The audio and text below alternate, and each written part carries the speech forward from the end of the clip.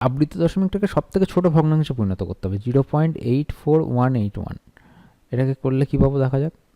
দশমিকের পরে যে কটা পৌনপুণিক আছে, দুটো সংখ্যার মাথায় পৌনপুণিক আছে, তাই দুটো নয়, আর পৌনপুণিক ছাড়া সংখ্যা যে কটা আছে, তিনটে সংখ্যা আছে, তিনটে শূন্য।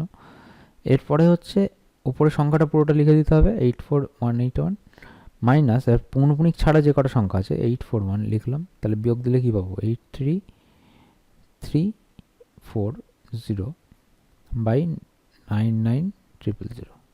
এই 00 কেটে গেল। এবার কাটাকুটির দিকে যদি খেয়াল করি, কারণ লব আর হরের ডিফারেন্সটা জানতে হবে, আমরা এখানে সব থেকে লঘিষ্ঠ আকারে নিয়ে যেতে হবে। তাহলে এখানে কাটাকুটি করি, তাহলে পাবো কি, 4 দুগুণ 8, আর এদিকে হচ্ছে 19, 1 9 19, 9 দুগুণ 18, 10 5 4950, আর এদিকে হচ্ছে 4 1 6 7, তাহলে 4950 আর 4167 যদি বিয়োগ দিই তাহলে কত পাওয়া যায় দেখা যাক। এখনও যাচ্ছে কি, এখন আর 7 যাবে না,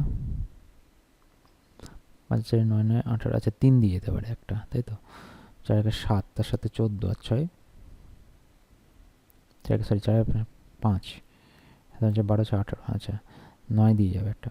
9 দিয়ে গেলে কী হবে দেখা যাক। 9 দিয়ে দিলে হচ্ছে, এখানে 9 দিয়ে দাও, 9 দিয়ে দিলে পাবো যেটা আমরা, 4 9 36 56, 6 9 54, 3 9 27, আর এখানে 9 দিয়ে দিলে হচ্ছে 5 9 45, 5 9 45, 550। তাহলে এখানে বিয়োগ, এখানে ভগ্নাংশ দুটো হলো 463 বাই 550, তাহলে এখানে 550 মাইনাস 463, তাহলে হচ্ছে 7, এখানে 7 আর কত হলে 15 8 87, তাহলে অপশান বি হচ্ছে আমাদের রাইট অপশান হবে।